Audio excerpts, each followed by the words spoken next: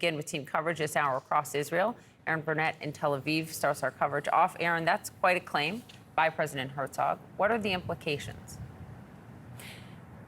Well, the implications, obviously, that significant. Now, let's just go through exactly what they say they found, Poppy. They say they found a USB on one of the Hamas militants involved in the attacks. And on that USB, there was information from what had been an al-Qaeda 2003 operational manual, which included a page of instructions on how to assemble a cyanide chemical weapon and how to disperse it with crude drawings. That's what they're saying. They are, however, clear that there was no indications, at least we've received no indication from the Israeli government, that there were any plans to deploy such a weapon. It's just that it was on that USB. But we do know that there were battle plans found on operatives as well. We've seen those ourselves that go through each of the kibbutzim which were attacked, street by street, where every camera was, every generator was, an incredible amount of detailed information. And on those plans, we do know, talking to security at least one kibbutz, that they followed those to the T and went item by item by item. So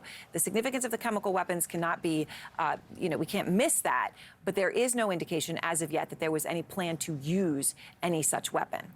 Aaron, the barrage of airstrikes overnight, I believe 320 targets is what the IDF is saying. What are you seeing and hearing this morning?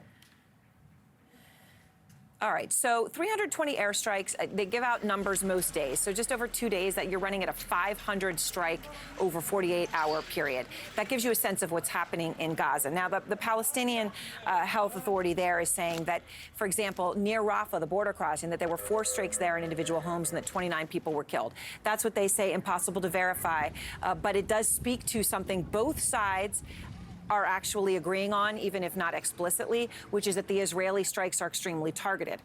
So targeting specific homes where they believe that there are links to Hamas militants. They're also talking about Islamic Jihad. Israel is that they are including Palestinian Islamic Jihad targets as legitimate in Gaza, in addition to Hamas themselves. This morning, and we'll get to Nick in a moment to hear more, there have been days where we have heard that assault, even from Tel Aviv. Certainly when we're closer in Ashkelon, we hear the back and forth. You can hear artillery. Here we do hear often the thuds of those bombs. And it has been very quiet today. It has been very quiet yesterday, at least from where we're standing at the beginning. 2 weeks ago when I was here, it was a constant thud that you could actually physically feel through your body throughout the day. We are not hearing that.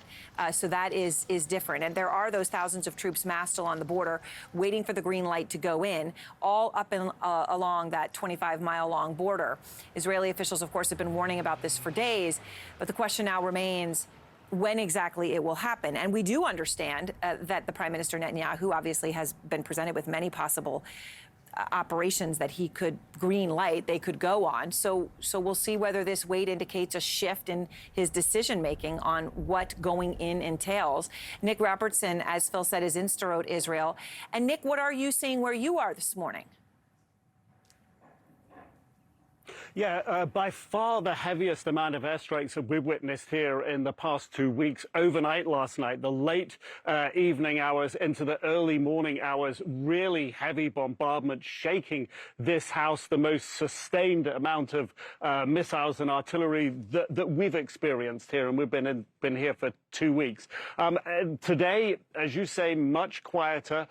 We hear drones in the sky, but no sounds of impacts here in northern Gaza.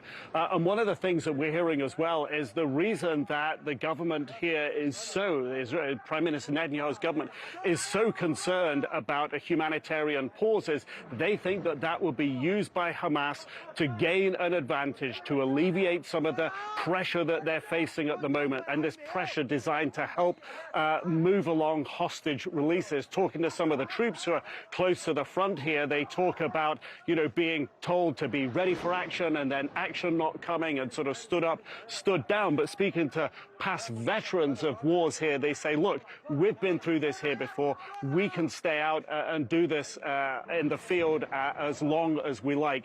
But when you look at the troops arrayed in the front lines close to Gaza, that's a force waiting to go.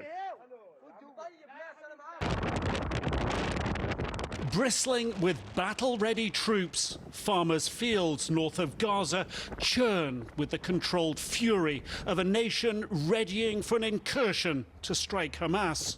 Yet they are waiting, with no explanation why. It feels like the early rush for battle readiness has passed. The troops are deployed, standing by. The question is, how long can they be kept out here? According to former IDF General Israel Ziv, as long as is needed, there are military gains. We are now improving our intelligence and our capacity of targets. But the political calculation here is more complicated. I think both in Washington and in Jerusalem, they understand that the legitimization window is closing quickly. Civilian losses in Gaza are growing, more than a third of them children, according to Palestinian health officials. Lengthy negotiations have led to 2 American hostages released, as a tiny amount of humanitarian aid has crossed into Gaza that Israel fears ends up in Hamas's hands.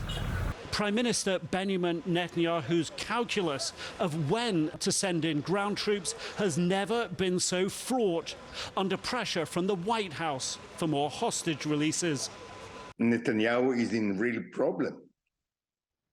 He cannot say no to Biden, but he cannot say yes to the humanitarian aid that drifts into northern Gaza.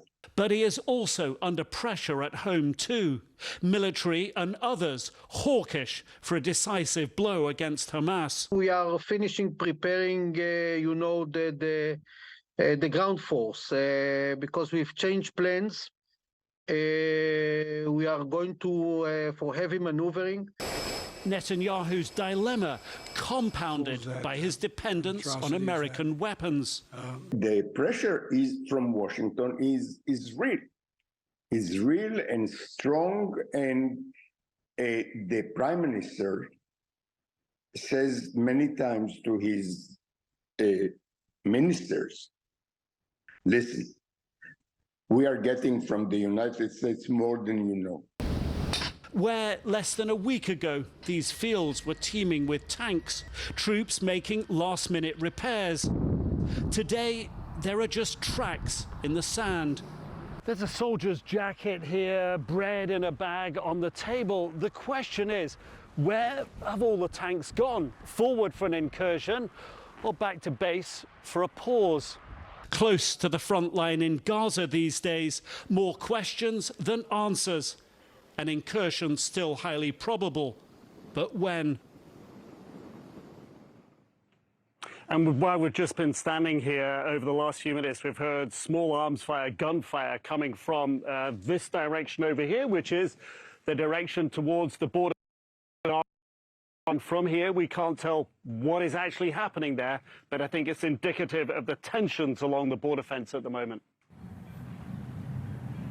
Nick, absolutely. But here's the thing. I know you're saying that troops are telling you they can wait indefinitely, and I would expect them, you'd expect them to say that regardless of the situation.